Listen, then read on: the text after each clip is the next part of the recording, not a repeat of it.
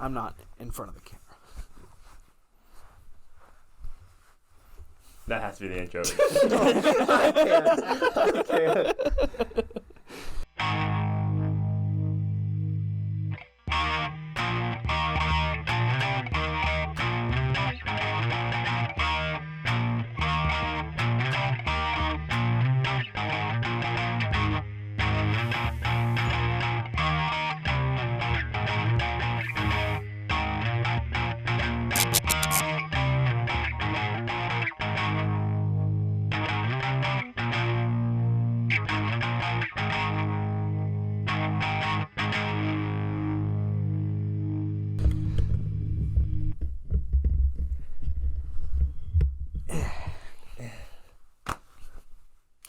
Hello, ladies and gentlemen, and welcome to the subject matter. I'm your host, Stephen Jenkins, here with your co-host, Mr. Jonathan Dayton. We are experts in nothing, here to give you our thoughts and opinions on all of it. I forgot to introduce the guest, Colby Mallery. Hey. Here to give you our thoughts and opinions on all of it, which tonight is going to be spurts.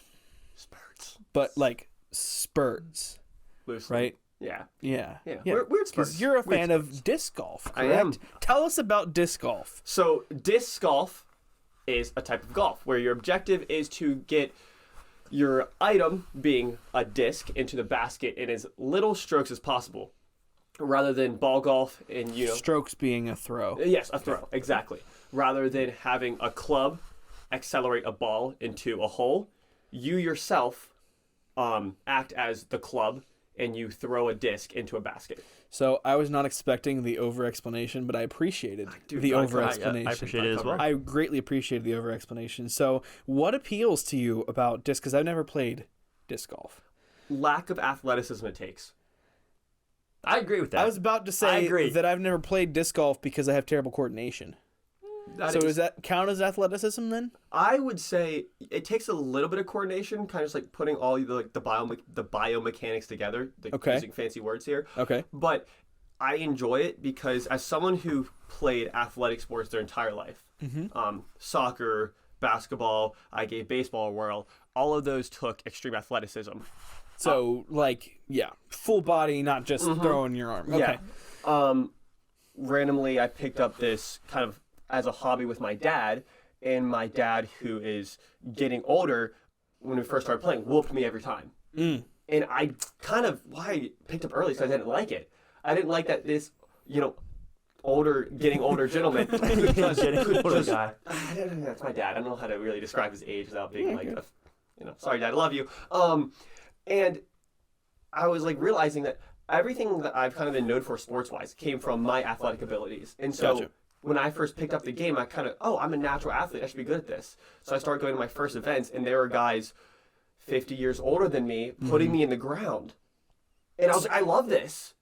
Because you weren't good at it. Because I wasn't good at it. And I realized it was a sport where you don't need to be in the greatest condition to play. It's all technique. So the fun came from actually having a challenge. Yeah. And trying to improve in it. That makes sense. No, that makes sense. What would you say, so how many places, for those that are local, how many places are there around here to actually do disc golf? So locally, within 30 minutes, there are 3 courses. You have Mile Lane Disc Golf, which is actually at my house, repping it right here. You have Central Assembly of God has a course there. And then you have now in Lonaconing, there is at Living Waters Church, there is a course. Gotcha. If you branch out 45, 50 minutes, in Garrett County and McHenry, there is the Glades Disc Golf. And it is a fantastic course. I would say probably quality, it is the best within reason of traveling. Gotcha. Is there anything like up at Deep Creek Lake? Is that where the one? That is where the one is. That's where there is one at the Wisp actually. Okay. You have to. It's a pay to play though. Gotcha. So it kind of takes part of the freedom aspect away from it. So the other ones aren't, they aren't pay to play then. Nope. They're so all you can free. Gotcha. Okay, I didn't know that. So that's interesting. Which is another big factor of disc golf. Because whereas golf, I've played it once or twice. It's a very expensive sport to get into. Clubs are expensive. You have to pay a lot of times. There's rental fees when it comes into golf carts and stuff. But disc golf, I mean, you get yourself a starter pack, you can play just about anywhere. So what is a starter pack, out of curiosity? A starter pack of the disc. There are 3 types of discs: putters, mid-range, and drivers. And they all have different things they do. So a putter, just like golf, kind of close. It goes straighter, but it doesn't go as far. Okay. Then mid-range it goes straighter. It's easier to control, but you can throw it farther than a putter. Okay. And then your driver is very similar to a driver in golf. It's harder to control, but you get better distance out of it. Gotcha. And so, because I've never played it before, the rules, I guess, are then, correct me if I'm wrong, that you throw whichever one you choose, and then you stand in that spot, and you can choose a different one to use then, or? So they have little discs, and they're called minis, which are markers. So you can just put that right in front of your disc, and if you want to throw that same one, you can throw that same one. Gotcha. Or if you don't want to use that disc, you can just throw from behind your disc. Cool. What's the best place? And then I'll let Jonathan ask some questions. Very good. What is this is actually interesting to me because I'm a fan of, even though I haven't played this, I'm a fan of the I don't want to say traditional because a lot of these are traditional, but mainstream sports. The ones that you said you were really good at, those are the ones that have never interested me that much. So I've always liked even like golf, bowling, those types of things. Topgolf, I suck at it, but I like it. So what are the official rules then as far as that goes? Differences between golf, if that makes sense. Oh, yeah. So the thing is, there's not a lot. Okay. It's played very similar to golf. Your golf ball goes in the water. That's played out of bounds, and you have a penalty stroke. I'm trying to think of rules that are really different than golf, and there's not a lot. If you toss underhand, you have to toss it a certain way, or just get the disc in the. Okay. Which is another reason why I love it so much. You watch any professional golf players do their thing. There is almost a direct shot every time that every player is going to try to do. The shot's going to be the same. Hit it as far as you can. Do this and this and this. And again, I'm not a golf expert, but that's kind of the idea of it. Sure. Whereas disc golf, the discs that you throw, because there's thousands of different types, they're almost like a video game character where they have different characteristics that make them do different things. So whenever you throw one, it's going to have a different flight to it. So Gotcha. 2 discs that are relatively, 2 can be mid-ranges. One can dive really far to the left, and one can dive really far to the right. Okay. And so different players kind of realize what they're good at and what they're not good at, and then form their game towards that. So my dad has a really good forehand, which is throwing it like this. Okay. Where my game is not all, but it's backhand. And so whenever you throw the same disc that way, one's going to go right, one's going to go left, based on if it's going counterclockwise spin or clockwise spin. Gotcha. And so whenever you have a shot that goes right up the middle and then goes to the right, you have to play that different ways. And interesting. And the disc can do whatever. So 2 different players can throw 2 completely different shots with 2 completely different discs and end up at the same place. Interesting. That's very interesting. I'm gonna have to try some disc golf now. Please do. You said that the best place within 45 minutes of here is the one where exactly? It is in McHenry, in Garrett County. That is a great course. But if you want kind of a good beginner's course, is Mile Lane Disc Golf. The longest hole there is about 340 feet. But there are holes that are 120, 130 feet. So it's a great beginner's course if you just want to try something out for the first time, see how it is. Gotcha. You also get accompanied by me or my dad, kind of take you through the course, and we're both lovely people. So Gotcha. Yeah. What is the best place you've been to, though? Is it the one that you mentioned, or is it the best I've been to? It's in Hagerstown. It's called Ditto Farms. It is professional grade course. Had a professional course designer come and go through and do it, and it is amazing. Gotcha. Just kind of the layout of it. It has diverse terrain. It has mixed holes, meaning it plays in the hole starts either in the woods or out of the woods, and then finishes in the opposite, which is always fun. Cool. And elevation changes, stuff like that. They have one hole there where you play through the woods, but it's like a clearing they made in the woods, but you throw from on top of a cliff, and you throw it down. Okay. And it's just fun to watch your plastic just soar through the air really far. Gotcha. Jonathan, have you ever played disc golf? I play disc golf. What's your I'm not even good thoughts at on it, disc but golf? I like the fact that I'm not good at it because I too did all the other sports growing up: soccer, baseball, basketball. And, I'm not saying that I was good at that, but it came more naturally to me, and disc golf doesn't come naturally to me. Sure. So when I play it, it's always a challenge for me. Yeah, makes sense. What are some other sports for either of you that are not, like I said, those traditional mainstream sports that you also enjoy? Cornhole's pretty cool. Cornhole? Okay. Cornhole's cool. Cornhole is. The American Cornhole League. It's professional. They make money. Yes, this is true. There's kids on TikTok and like Instagram and YouTube that are like 7 years old that definitely would beat me absolutely every single time that I play.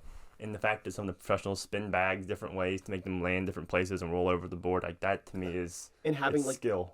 Different level blockers, like yep, because like they have terms that I don't know what they mean. Like I know some of them, like what they are, don't know what they mean. Like level 1, level 2, level 3 blockers, and then they have two sides of the bag. So like one has a texture to it that makes it stick to the board more. Mm-hmm. So if you want to like drop it in versus like if you want to skid, and I'm like it's just that's crazy. Oh, it's that's crazy. I've always been good at cornhole, but I don't do that stuff that the professionals do. Like I always air mount it, and it will in the hole is what I was aiming for. I could throw a baseball pretty accurately, so that was my technique. But they spin the bag a certain way that makes it stick and roll, and that to me I cannot do. So when I've had it before, and this is pretty much for any sport for anybody, but like when there have been times where there's been like cornhole set up at like an all-day party or something, and I'll play multiple games a day. I start out really bad, as I do with most coordination requiring sports, and but then like by the end of the day, once I actually get the hang of it, I've gotten to the point where I'm actually really good at it, and then I forget about it and don't play it till like the next year, and then I'm bad again. But what is one place that you've played cornhole that you think is the best place to play cornhole? And if you can think of a place, what is your dream place to play cornhole? That's a good question, Steven. And I'm gonna have it's to say, a random question. I don't know. I've never been to like a professional tournament before. Like I've gone to a restaurant or bar that has like a tournament you pay to play. I've always just played with friends, but I've always played camping. Okay. I want to go my favorite place I have played it. Probably. It was a graduation party.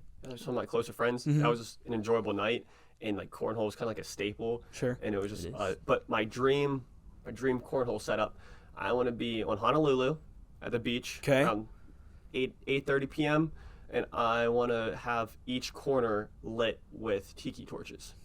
That's a good one. Cool. That's a good one. I thought about something similar, like not in that same vein of being in a paradise, but a different, like in like a mountainous, like with a mountainous area with like a huge view out or something like that. I've also thought just because it would be funny, like in front of a major international landmark, like if you played cornhole in front of like the Eiffel Tower or something. Because it's just like, it's such a, here's why, because it's such a low, I don't want to say low effort, but you're just tossing bags, you know what I mean? And it's, true. Correct me if I'm wrong, it's a very American it's sport. it's really it's a American. very American sport. So to do something like that in front of like the Taj Mahal or Big Ben or something, I just think it would be funny for the sake of being ironic. Yeah. Does that make sense? Yeah, Stonehenge. Cornhole at Stonehenge. That's the name of this episode officially, is Cornhole at Stonehenge.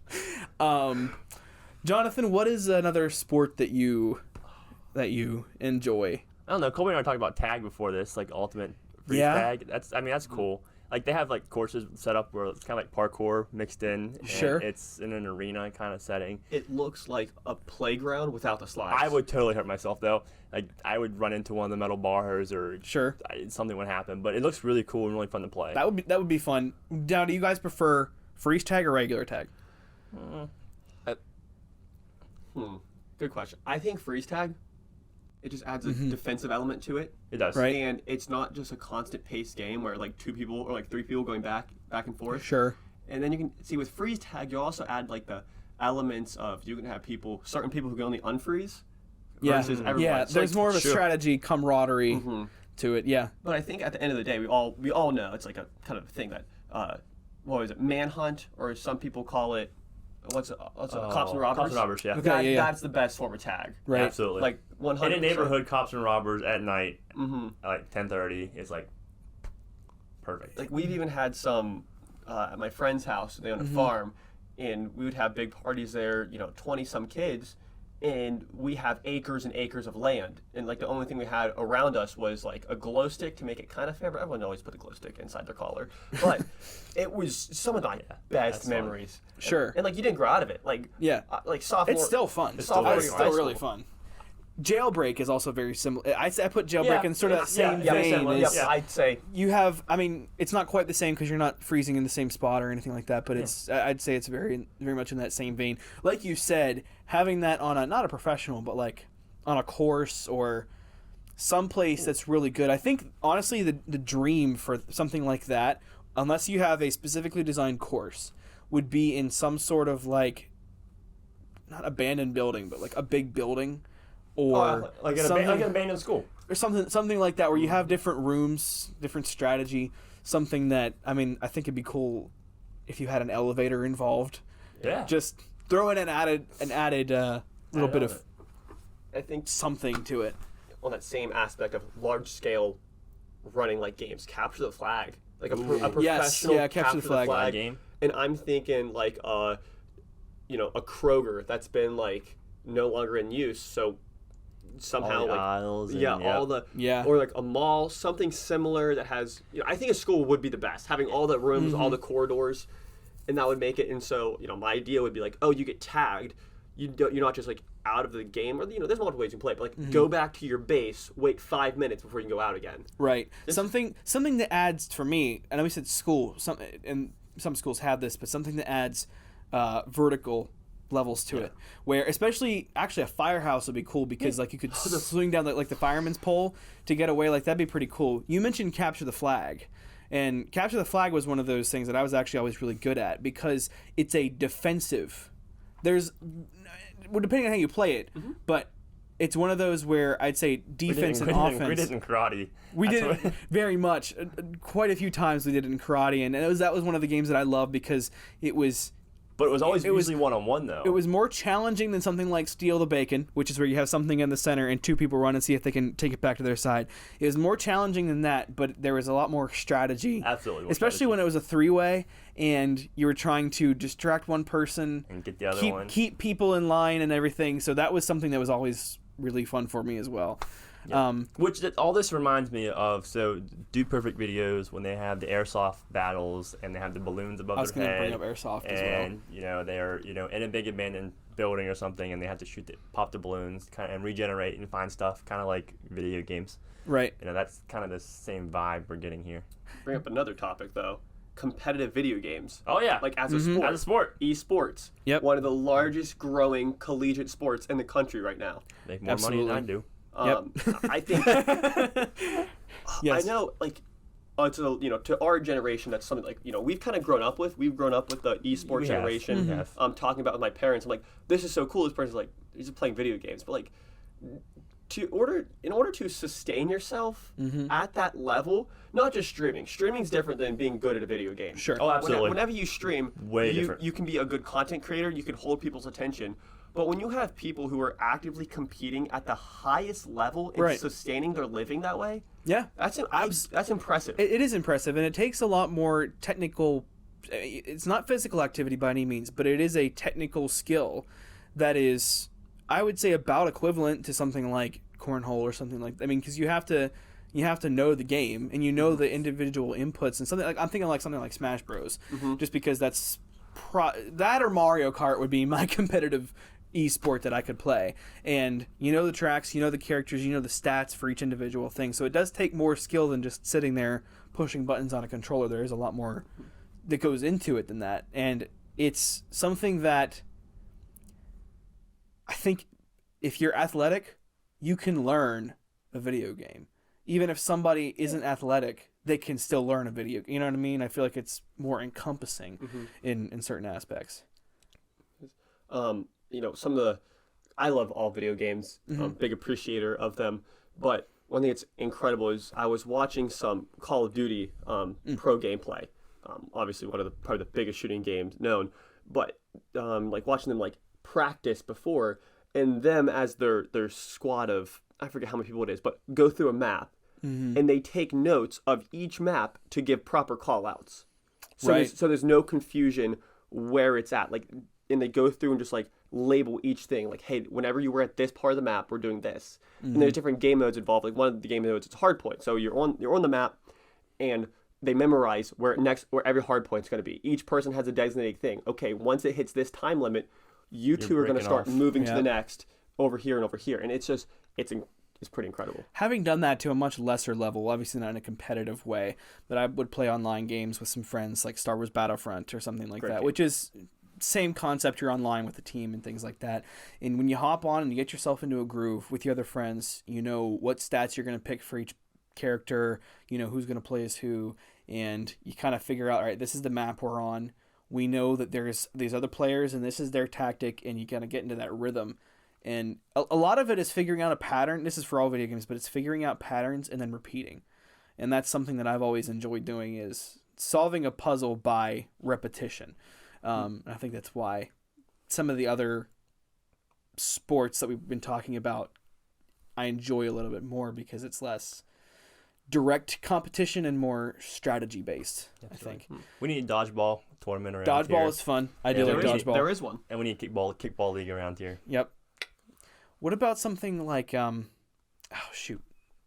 about something like, I don't want to say board games, because we just kind of talked about games, but chess. I was gonna say competitive chess is goodness. is I'm not crazy. good at chess at all. I'm not. But people that are good at it, I mean, there's a lot of strategy involved with it, a lot of memorization and techniques, and there's stuff that, it's crazy. Thinking 5 moves ahead. And Along things the like that. same lines as chess, Rubik's Cube solving. Oh.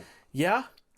The kids that can do that in like 3 seconds by memorizing exactly what each side, that blows my mind. I feel like it's one of those things where, like, you walk around and someone's like, oh, I'm really good at basketball, I'm really good at this. You're like, oh, well, how good are you? Like, if I played you, are you as good as you say? But when someone is like, I solve a Rubik's Cube like this and this, I'm like, good for you. I'm like I am scared. I have the utmost respect. I mean, I almost fear people who play chess like on their phones. Right. Like when you sit in bed at night and you have all the apps in the world and you decide to play chess. Yep. That's a different human. Yeah. That is, wow. I have done that before. Okay. I'm semi good at chess. I don't know who I would be if I play. My brother's slightly better at chess than I am. Actually, so this is funny. My nephew, who's like, I should know this. He is 8. 6. 6? 6. No. Yes. 6. He just turned 6 a couple months ago. He's 6. No, he's good at chess.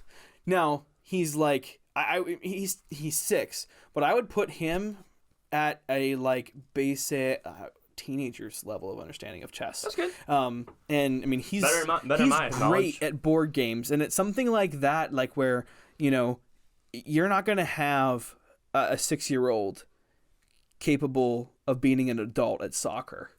You know what I mean? No. But you can have somebody who is just really smart, who's really good at strategy, become really good really early on and get to a point where you're at that top level at a really young age. I don't know. It's just very interesting to me, the different dynamics. One, and this is up for debate, because we're at that line of like, is it a sport or is it just a good competition skill that you're good at, right? I had one of these too. I might be going the same place you're going. Spelling bees. Oh, that's not where I was going. Fascinating, but I love it. Interesting. These kids that can spell these words that I've never heard of before and memorize them, or even just the ones that do like Bible verse memorization stuff. Yeah. Like that is, I mean, do we consider that a sport? I'm up for debate. I go either way. See, I want to say that's memorization. But that's kind of what we were talking about, like with memorizing patterns and recognizing and repeating them. But you have to memorize patterns, I think, when you spell. I don't think they memorize every word, because it always has some definition, noun, pronoun. So they have to, like, if they don't know the word, they have to then think about where that root of the word came from to then how to spell figure out a good guess. Yeah. Yeah, like so the prefix, suffix. Yeah, so it's not just memorization. It's impossible to memorize every single word. I don't care how smart you are. There's no way. No, absolutely not. I would say that there's a good argument to be made that that's a sport. Mm-hmm. That's a good question, though. It's money. Make money. If you have a photo eidetic memory, can you compete in a spelling bee? Is that like a rule where you're not allowed to? I think you could. I would assume. I think you could. I think people that have, photographic memories, I think that That's the word. Appreciate they it. can see most things, but a granular level, that'd be extremely hard to memorize an entire, just flip through the dictionary and memorize all 1,300 pages in every single letter. I don't know. I had a friend.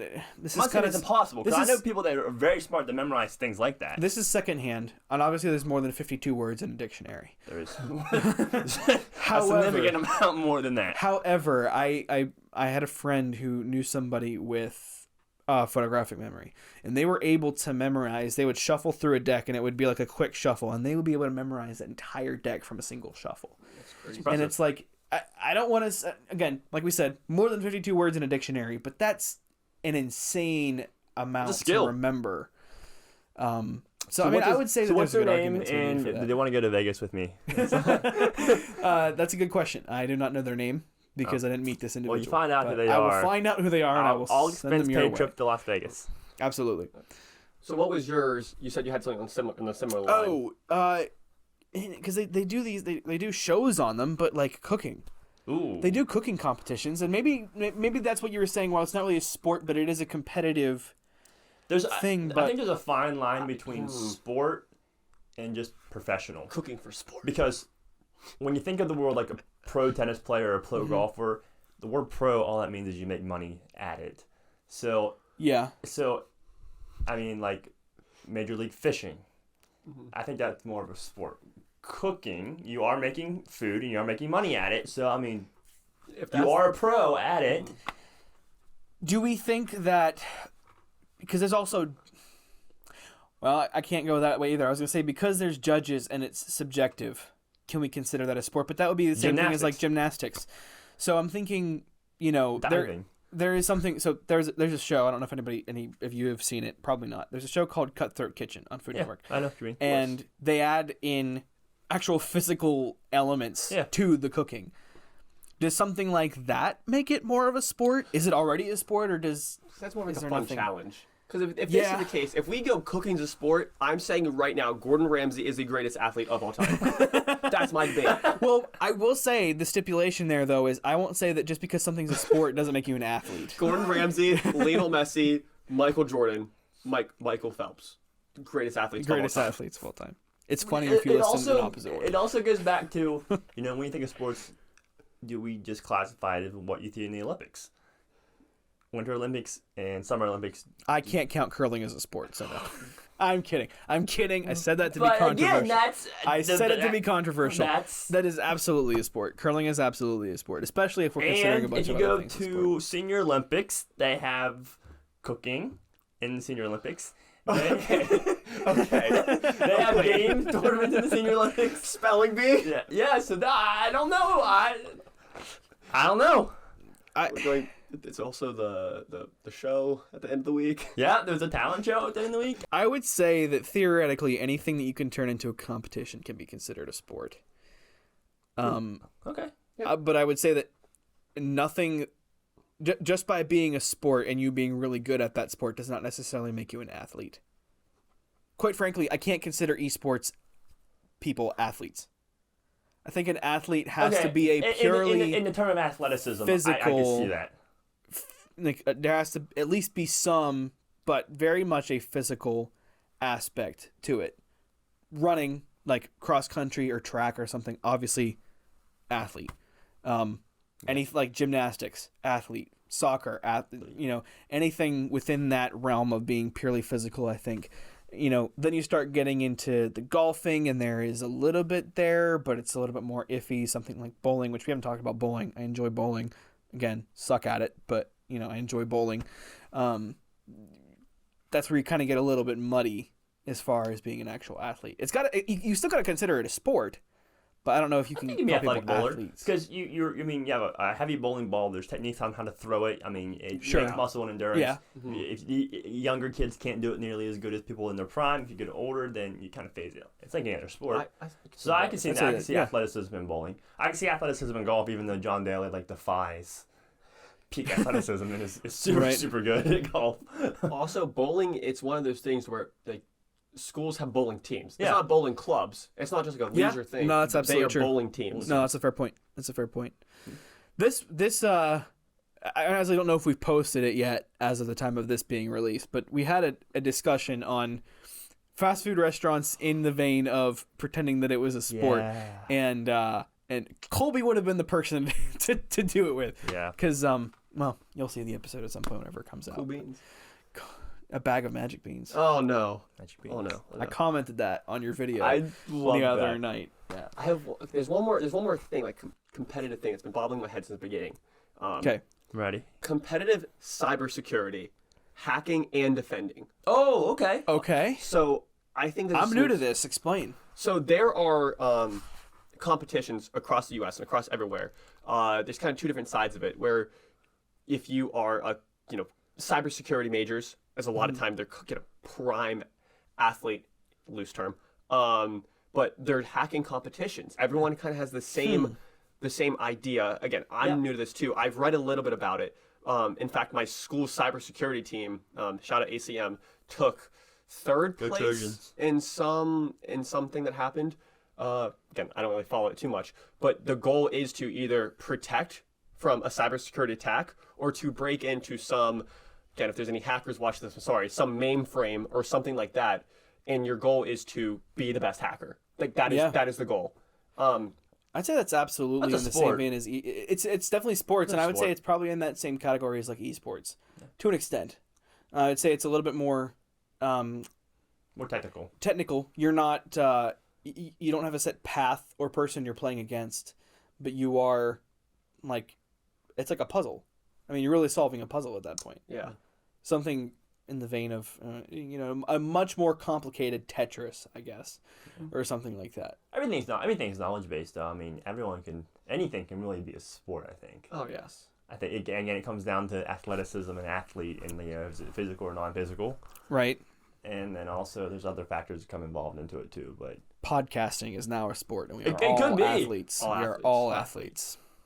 So who's the greatest of all time podcaster? well, that's a good question. Podcaster. I don't know. When I think of tradition like podcast, I immediately go to Joe Rogan. I think honestly. Joe Rogan's podcast too. I gotta go Theo That's where I Vaughn. think. Okay. Okay. You're mine.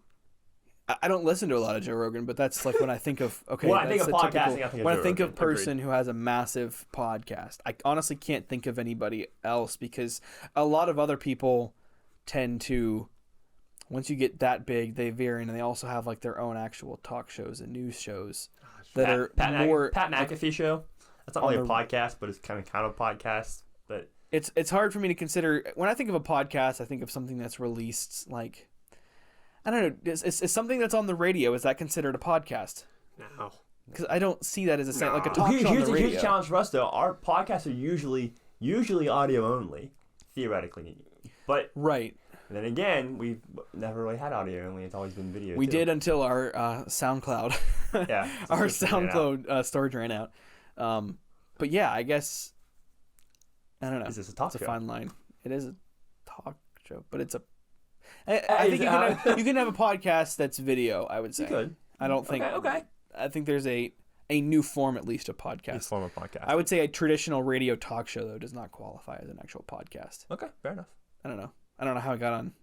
I made a joke and we got on that as a Interesting. tangent, but no, that's an interesting diversion. So, thank you for liking, commenting, subscribing. Let us know what your favorite non-traditional sport is, or if you just prefer the traditional sports. Let us know where you would play cornhole. Where was it that we said we were going to name the episode after? Cornhole and Stonehenge. Cornhole and Stonehenge. Cornhole and Stonehenge. Let us know where you would play cornhole or laser tag or any of the other things that we talked about today. And we will see you next time. As always, we don't have an outro. We'll see you later.